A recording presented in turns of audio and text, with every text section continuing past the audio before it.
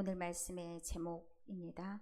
말씀의 제목은 신앙은 관계다라는 제목으로 제목을 붙였습니다.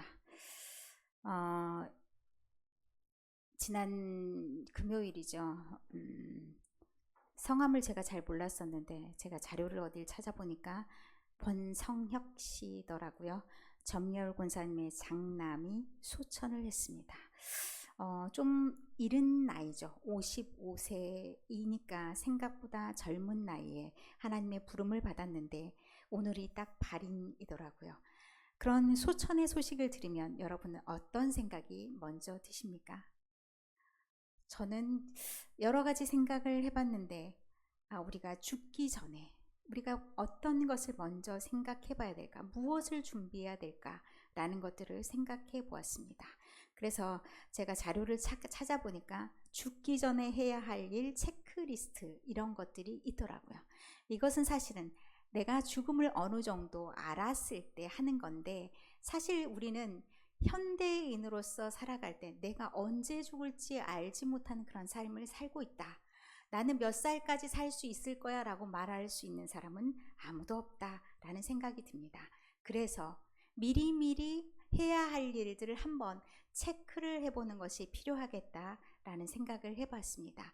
미리 할 수 있는 일들이 있고 그리고 맞닥뜨려서 해야 될 일들이 있는데 저 중에 저라면 막 구체적으로 어떻게 살아라 막 이런 중언부언하는 이야기들을 길게 할 것 같지는 않다라는 생각이 들고 딱 몇 개를 해보고 싶다라는 생각이 있었는데 사전 연명 의료 의향서 해서 나는 연명 치료를 하지 않겠다 그런 게 있더라고요. 사전에 해놓으면 내가 맞닥뜨려지는 상황에 내 정신이 없더라도 그것이 확실하게 내 의견을 말해주는 그런 역할을 하더라고요.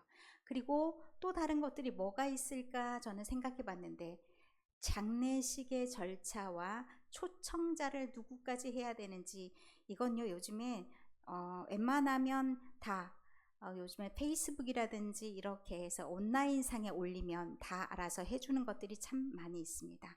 근데 불의의 사고를 당했을 때 전혀 뭔가를 알지 못할 때는 어떻게 해야 되냐, 가족들이 내가 가장 잘 아는 절친이 누군지, 나를 잘 아는 절친이 누군지만 알면 됩니다. 그럼 그 사람을 통해서 쭉쭉쭉 연결이 될 수 있겠다 하고 제 머릿속에 딱 떠오르는 인물들이 몇 사람 있더라고요. 여러분도 아마 이런 걸 쭉 검토해 보면 삶이 한번 정리가 될 수 있을 겁니다. 그래서 저는 장례식 절차는 누구와 그리고 어떻게는 저는 의논하지 않고 누구와만 얘기하고 나머지는 니네가 알아서 해. 그렇죠. 저는 제 의견을 많이 하진 않을 거고 제가 어떻게 살아왔는지는 그분들이 다 아시잖아요. 제 주변에 있는 분들이 저를 잘 알고 있어서 제가 정상적인 죽음을 맞이한다면 저의 이제 자녀들이 저의 그런 인생의 이력을 알고 있기 때문에 그걸 그대로 전달할 수 있을 거고 초청을 누구 해야 될지 말아야 될지 또한 그분들이 더 잘 알 거다라는 생각이 들었습니다. 마지막에 남겨줄 말들이 있을까도 생각해 봤는데 딱히 없더라고요. 딱히 할 말은 제가 평상시에 다 나누며 살고 있다 생각되는데 좀 깊이 있는 대화는 몇 번은 해봐야겠다 생각을 하게 되었습니다. 여러분도 아마 마지막 내가 가기 전에 가장 걸리는 것이 무엇일까를 한번 돌아보면서 그런 것들 정리하고 미리미리 살아간다면 조금은 더 풍요로운 인생을, 후회 없는 인생을 사시리라 생각이 됩니다. 제가 왜 서문에 이런 말씀을 드렸냐면 오늘의 말씀이 사실 예수님께서 이 땅에서 마지막 인사를 하는 그런 내용의 이야기입니다. 13장부터 17장에 들어가는 말씀이 일명 고별담화입니다. 정확하게는 13장 31절부터 들어가는데 그 13장의 1절의 말씀에 보면 예수님께서 자기가 이 땅을 떠날 것을 아시고 모범을 보여주시는데 어떤 모범을 보여주시냐, 죽기까지 자기의 사람들을 사랑하시는 모범을 보여주셨습니다. 사실은 우리가 이 한마디 말로 인해서도 많은 것들을 깨달을 수 있고 이 오늘에 있는 말씀까지도 그 맥락에서 이해할 수도 있습니다. 예수님께서 우리에게 하시고자 하신 말씀이 무엇일까? 끝까지 사랑하라. 죽어도 사랑하라. 그러면 어떤 상황이 있어도 사랑하라. 이 말씀을 하실 건데 그 말씀을 어떤 맥락에서 주느냐에 따라서 다르다라고 볼 수 있습니다. 예수님께서 굳이 우리에게 이런 말씀을 하신 이유가 있을 것입니다. 예수님은 이 땅에서 자기의 삶을 마감할 때 많은 제자들이 걱정하고 근심하고 두려워할 것을 아셨습니다. 그래서 예수님께서 말씀하십니다. 너희가 내가 가는 길을 알고 있지 않냐? 다음 14장 너희가 내가 가는 곳을 알고 있지 않냐? 그러니 굳이 너희가 염려하지 않아도 된다. 내가 가야 너희가 갈 곳이 예비되니까 마음 편안하게 평안을 너희에게 준다라고 말씀을 하시는 거죠. 그리고 이제 이전부터 예수님께서 진짜 이들에게 말씀하고자 하는 걸러진 사람들에게 들려준 이야기가 15장에 들어가 있습니다. 그런데 이 15장의 포도나무의 비유는 구약에서부터도 있어 왔습니다. 오늘 제가 따로 아니요, 아직 포도나무 비유는 이사야 5장에 보면 포도나무 비유가 들어가죠. 포도원 아주 극산품 포도나무를 심었더니 망했어. 들포도 열매가 맺었네. 이런 노래부터 시작해서 쭉 연결된다고 볼 수 있습니다. 그런데 구약에는 열매 맺는 것에 대한 관심이 지대하게 많습니다. 그래서 오늘 15장의 내용들도 사실 그 맥락에서 연결될 수 있다 말씀할 수 있습니다. 그리고 특별히 제자들 그리고 제자된 우리에게 오늘의 우리에게도 말씀하십니다. 열매를 맺어라. 열매를 대충 맺지 말고 풍성하게 맺어라. 그런데 이제 그 열매가 어떤 것인지에 대해서는 오늘 말씀을 쭉 사실 읽지 않는 15장 전부를 읽어야 그 내용이 드러납니다.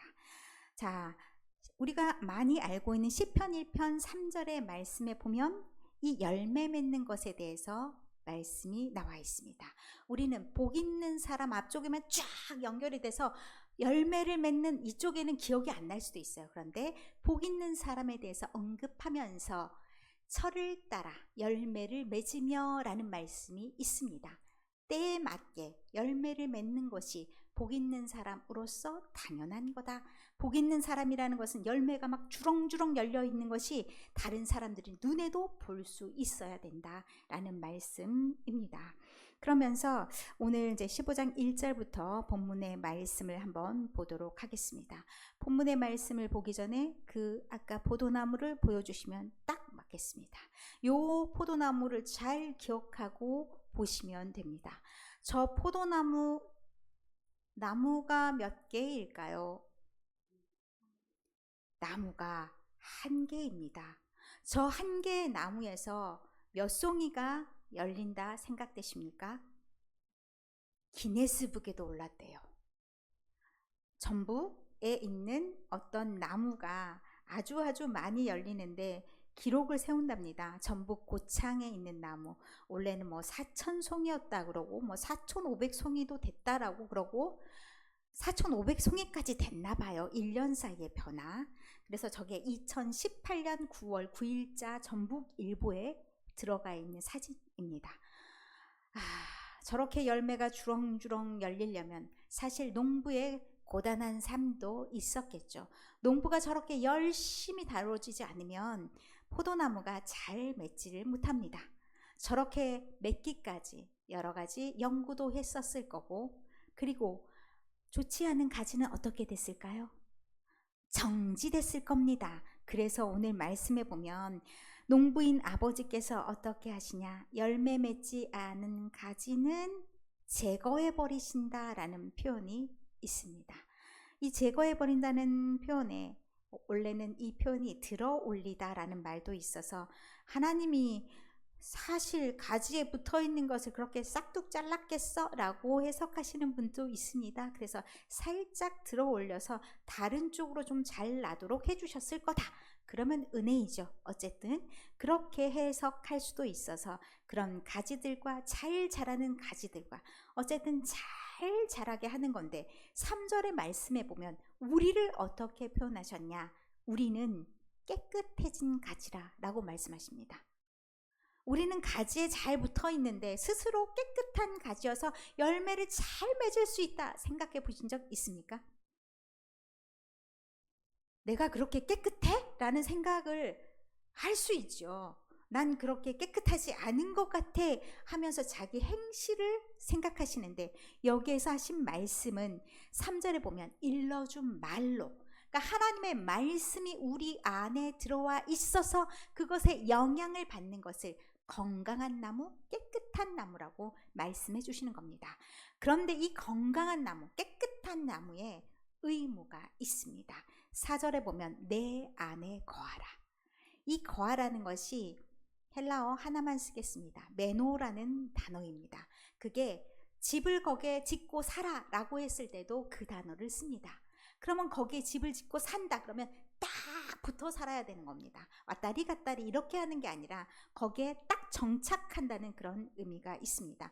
예수님께 딱 거주지를 정하고 다른 소속을 막 왔다 갔다 하는 것이 아니라 그 안에 소속으로 딱 붙어 있는 거, 그것이 전제 조건이 되는 겁니다. 그 안에 거하면 어떤 일이 일어나냐? 열매를 맺을 수 있다라고 말씀하십니다.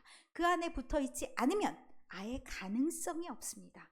열매를 맺을 수 있는 가능성이 아예 없어. 그렇게 되면 그것은 어떻게 됩니까? 버리워지는 그런 가지가 될 수밖에 없습니다. 그런데 그 안에 딱 붙어 있으면 열매를 맺을 수가 있다라고 말씀하십니다.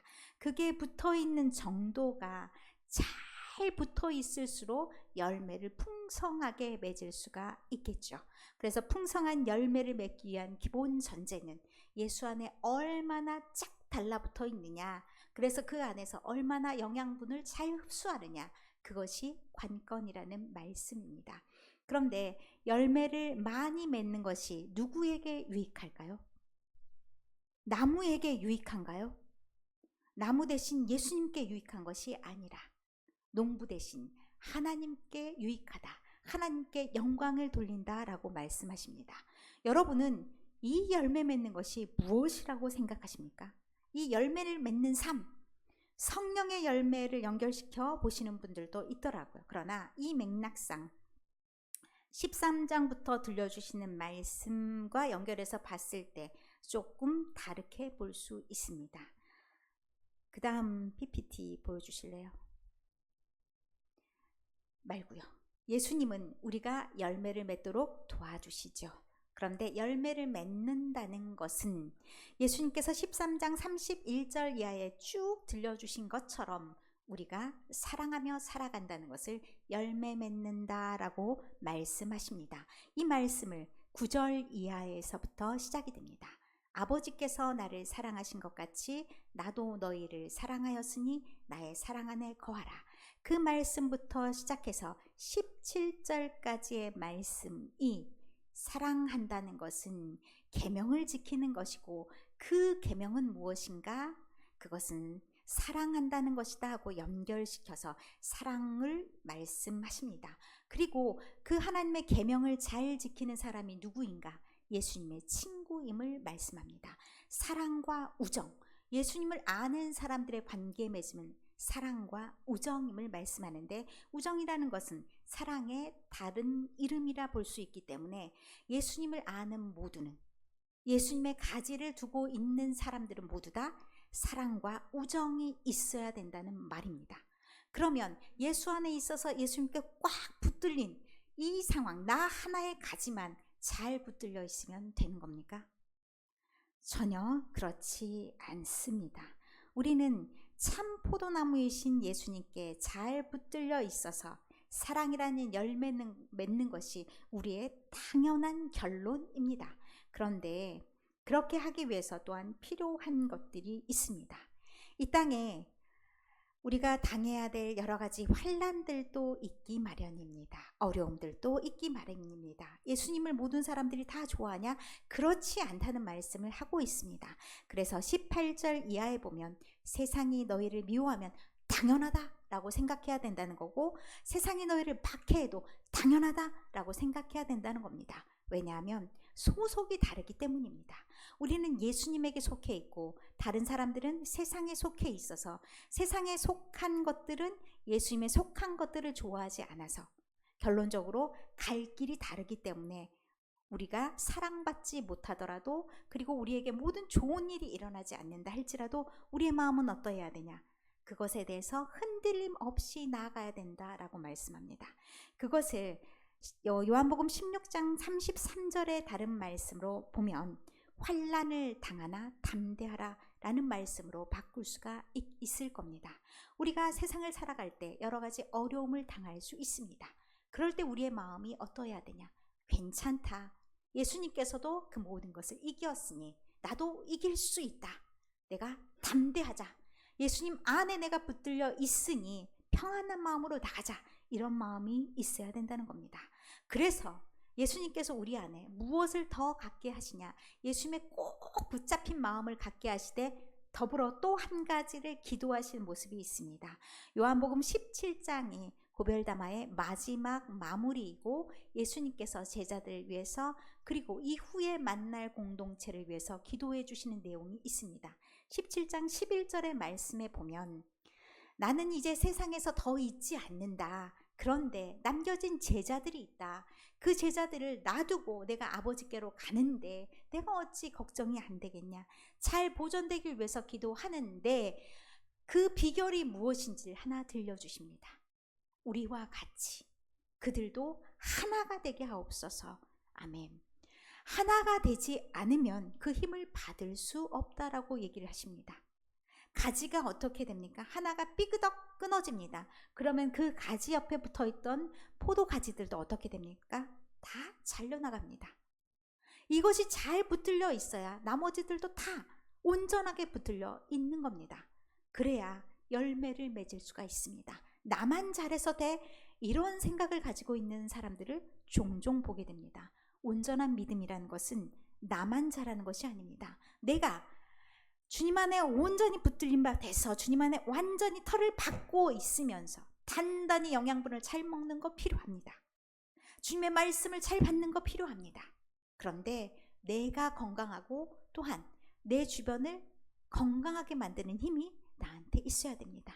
내가 양분을 잘 먹었어요. 그럼 어떤 효과가 있어요?